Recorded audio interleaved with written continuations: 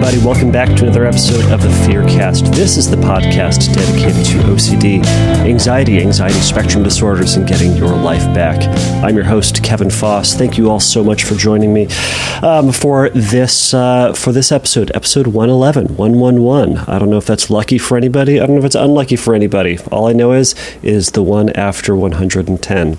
That's all I can take from that.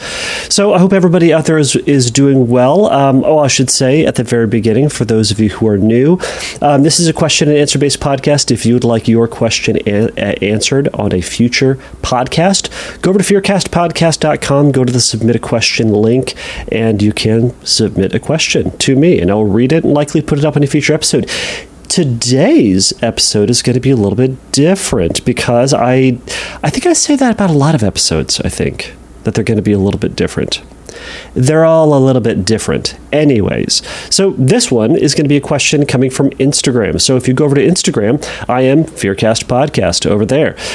You can message me over there. You can also send me an audio question over there. And as I've mentioned before, if you record your voice for your question, I will put it up faster than the other ones. In fact, I will likely put it up that next episode, provided it's not riddled with profanity or riddled with terrible racist stuff. And by the way, if it is, that might be part of your obsession, and I would love to hear it anyways. So, weird examples, I know, but we're going for it.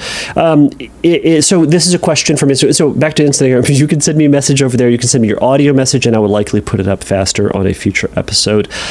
Today's questions is going to be a message that Alex sent over. So Alex sent me some questions through just direct messages, and they gave me permission to put these up in a future episode, and here we are doing them. So you can message me there. You can go over to the podcast, fearcastpodcast.com, and send me those questions. So I should also, again, just thank you all so much for sending in those questions. It really does mean a great deal to me that people do message me questions, that people have listened, and more importantly, that people are getting something out of this episode, or not this episode, maybe this episode, out of the show. That's the entire point of having this podcast, is so that folks will be able to get something from it and be able to apply that to their life. So Alex just has a couple of questions, so we're going to zip into these relatively quickly, and they shouldn't be too long, but we'll see how much I can yammer on those, and I think we can all be surprised with how much I can yammer. All right, let me just adjust my desk. My goodness. All right. So their first question is, does symmetry always have to be symmetrical? I don't like things to be perfectly symmetrical. In fact, if things are perfectly symmetrical, I will make them asymmetrical, and I feel uncomfortable and anxious until I've done so. Is this just right OCD? Or they say, what kind of exposures can I do for that?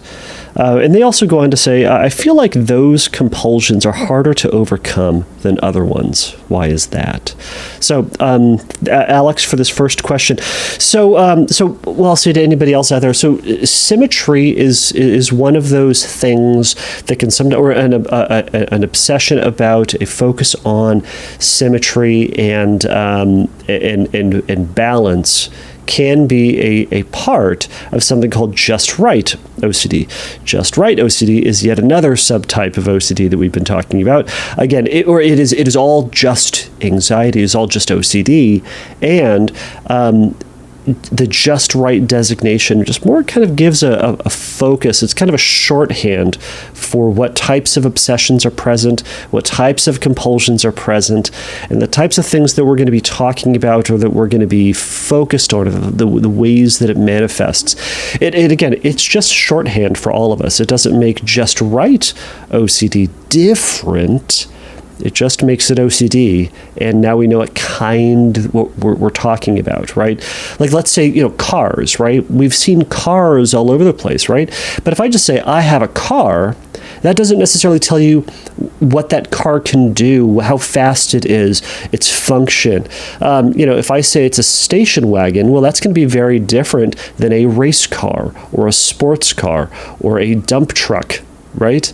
They're all different kinds of cars, but they are all still cars, regardless of if it goes up, 200 miles an hour or if it goes 50 miles an hour, right? So that's kind of the point of the subtypes. So to this question. So Alex wants things to be asymmetrical, so things are symmetrical. So I think it typically when you talk to someone who has a symmetry focus or balance focus for Just-Right OCD, generally speaking, a lot of folks will want things to be symmetrical, but you know what? There are other folks who want things to be asymmetrical, as evidenced by Alex.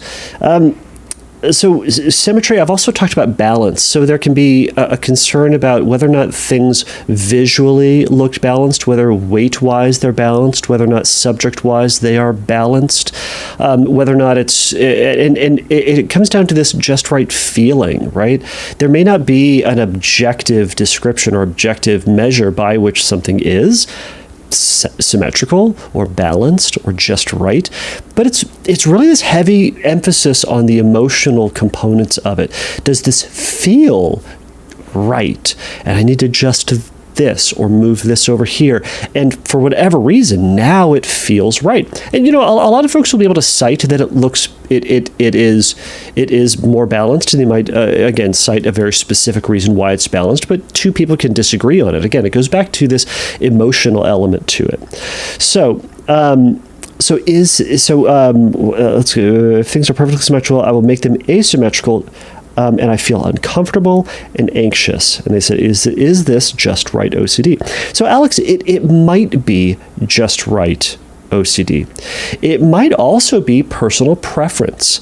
So a lot more questioning would have to go into this to help decipher this. So it kind of highlights the differences between OCD and OCPD. And I'm certainly not diagnosing you with this, Alex, but one of the differences is that with OCD there's often very commonly a story that is at play. So it's this if-then sort of story, right? If things are out of order, or if things are asymmetrical, then this will happen. Or if things are imbalanced, then this effect will occur.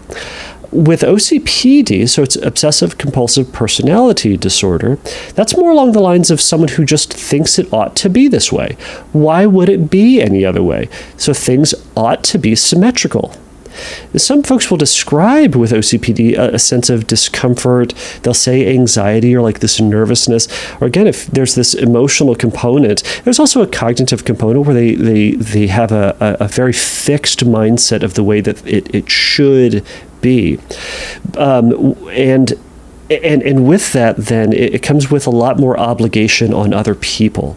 It can be obligation on oneself, so, going out of one's way to make it just right, putting themselves out there, expending a ton of energy to do it or to make it complete, whatever that might look like.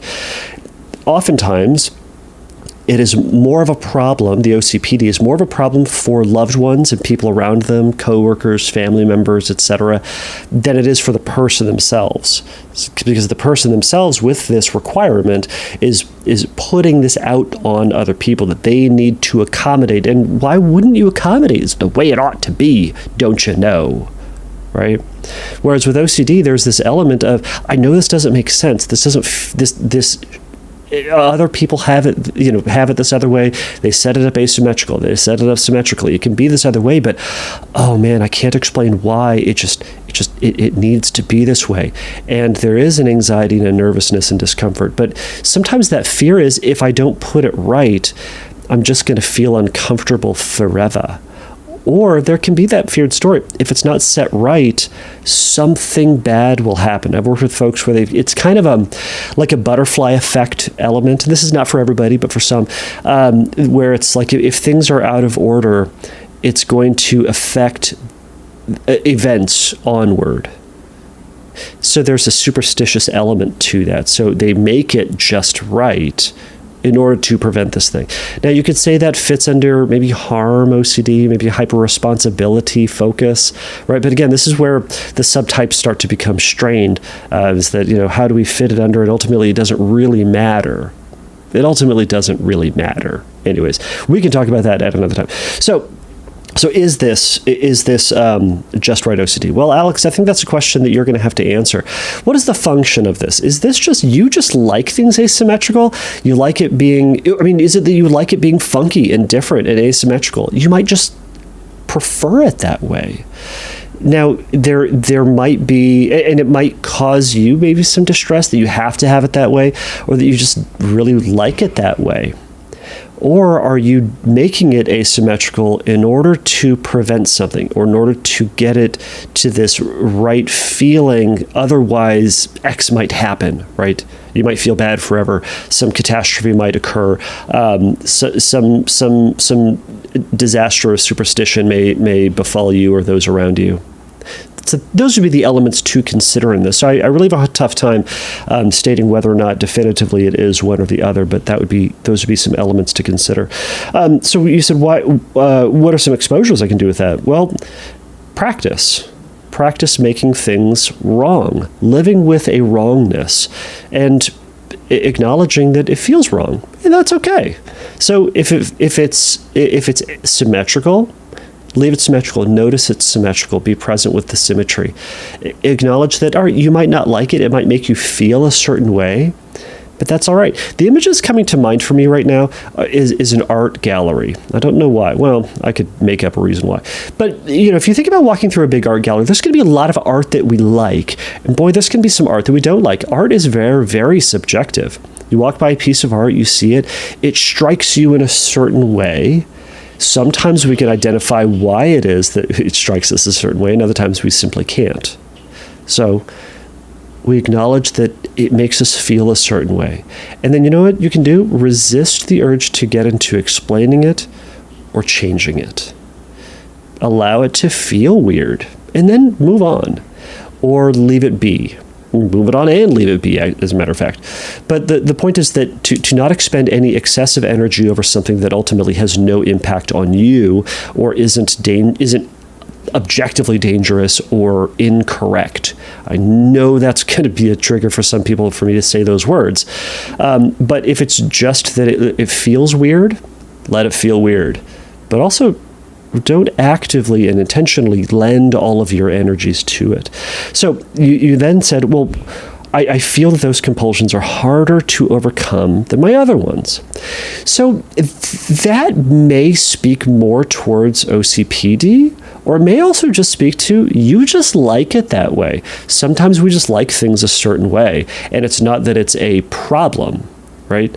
So, things that are problems. I know it's a dumb way to say it, but if it's not ultimately causing you a significant amount of problems or strife or difficulty or time, if it's not a problem, it's not a problem.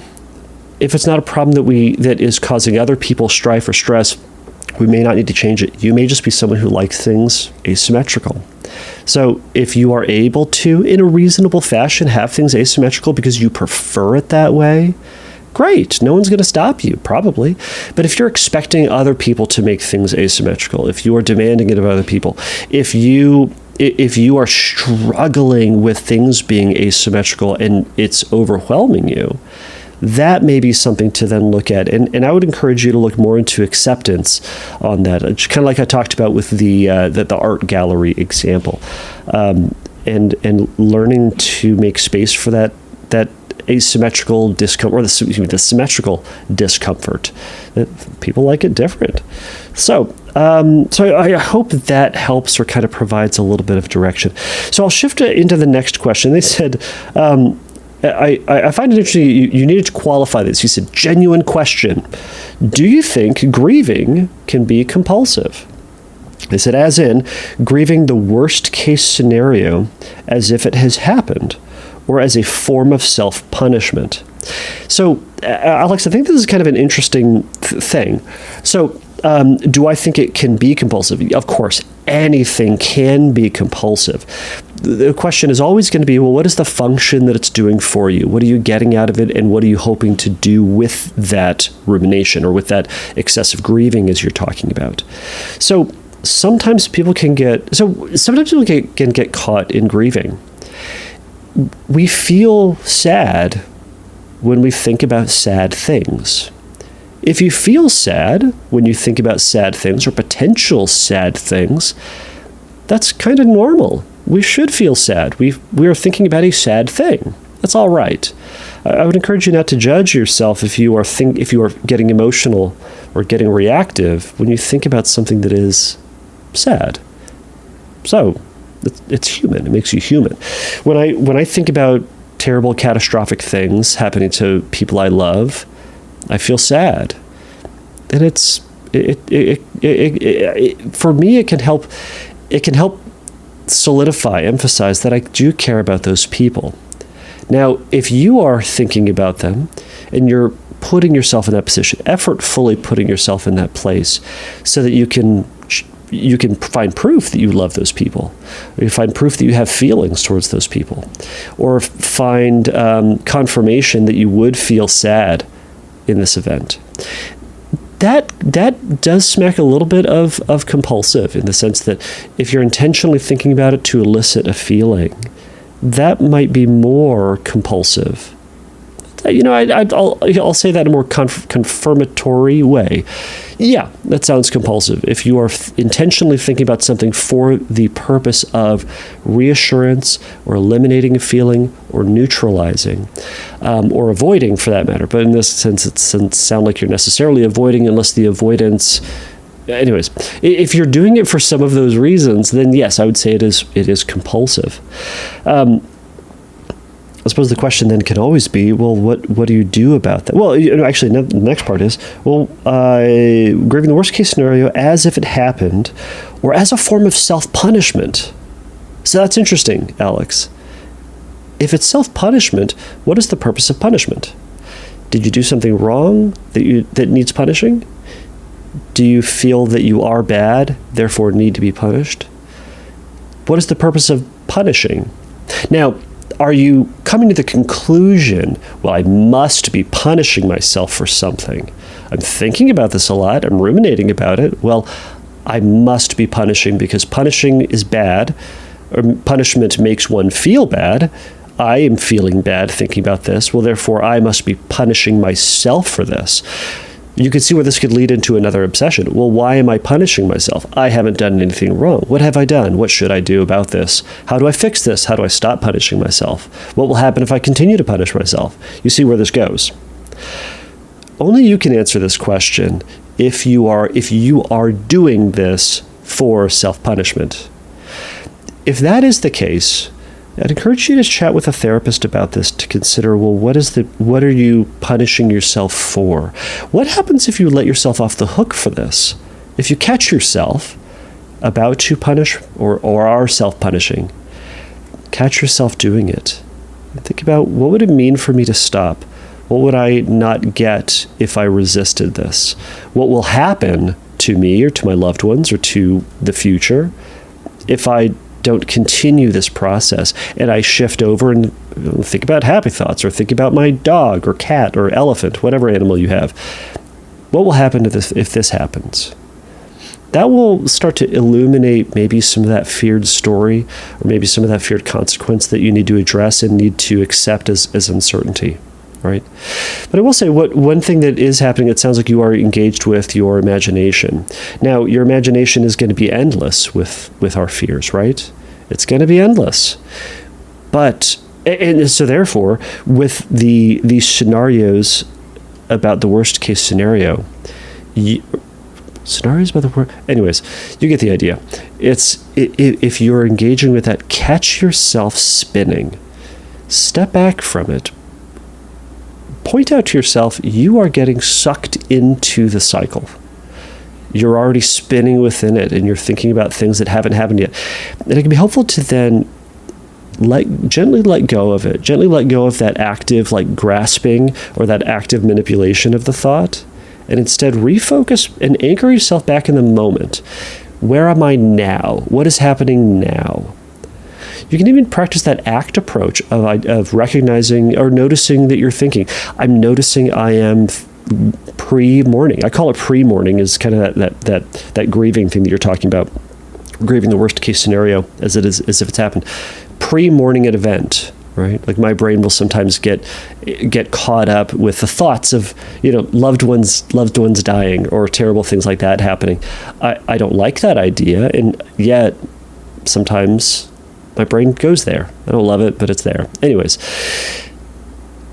catch yourself and then wrench yourself back to the present. What is presently happening? What do I see? What do I smell? What's around me? What does my clothes feel like in my body? What does the temperature feel like? You could also, again, reflect back on the thoughts. I have the thought that I'm noticing my feelings. I have the thought, I'm noticing I'm having the thought that I'm having a lot of thoughts. I'm noticing that I'm stammering, and I'm noticing the thought that I'm wondering what the listeners are thinking about as I'm stammering through this. Right? All of that is happening right now. What y'all are going to think about this, I have no idea. Right? But I'm going to let go of that because I can't know. And I'll never know. Unless you tell me, but I'll never know. So, Alex, you can wrench yourself back to the moment and anchor yourself, drop anchor, as they say, into what is presently happening. Is it another conversation? Is it a TV show? Is it driving to work? Is it something in school, etc.? But then gently let go of that morning process and acknowledge that, sometimes you think about stuff. So I've given you a lot of things to think about with the morning thing, and whether or not it is compulsive or not, how it might be compulsive versus not compulsive. So what are some things to then do about that? So Alex, I hope this has been helpful. I think we're just going to cut the episode a little short here today. I wanted to just answer Alex's questions and then move on. So everybody, I hope, again, you guys are doing well. I'll say this. If you guys like the podcast, go over to iTunes or Spotify or Google Podcasts or wherever else you get your podcasts, and write a review. Give it 5 stars or whatever else that it is on the platform that you use. All it does is it helps other people to find the podcast. It helps in the rankings, so people do see it. And the more questions or the more listeners equal likely the more questions we get, and the more podcasts there will be. So I keep getting questions, and I'm going to keep running this until I stop getting questions. So that's where, again, I feel privileged that I can be part of your recovery story, and that you would be listening to this and that you'd be sending in questions. So Alex, thank you so much for this. To that end, everybody, I got this question. I got these questions from Alex because I specifically put up the request for non SO OCD or hyper-awareness OCD or POCD questions. I get a lot of those, and I love those questions. Of course, I'm going to talk about those, but I love some of the broader ones. I haven't really heard any contamination ones. These questions about symmetry and Just-Right. I'd love to hear more of those. I would love to hear more questions about scrupulosity, moral or religious or otherwise. So if you have, or you know what, let's even back away from that. If you have social anxiety questions, if you're generalized anxiety, man, you're worried about work, about money, about health, I'd love to hear those. Existential OCD questions. I know I just jumped right back into OCD. But what I would love is to have a broad range of types of questions. So if you have questions, I would love to hear them. Go over to fearcastpodcast.com. You can send me a message over there. And of course, you can go over to Instagram. I'm Fearcast Podcast over there. Hop on over there, follow me, send me a message, and I'd be more than happy to put it up on a future episode. So everybody, please remember that the Fearcast is not a substitute for psychotherapy. If you have questions about treatment, go over to fearcastpodcast.com and click on the Find Help link. And there'll be some stuff there that might be a little bit of help for you. But until next time, everybody, take a risk, challenge yourself, and don't take your brain too seriously. Bye.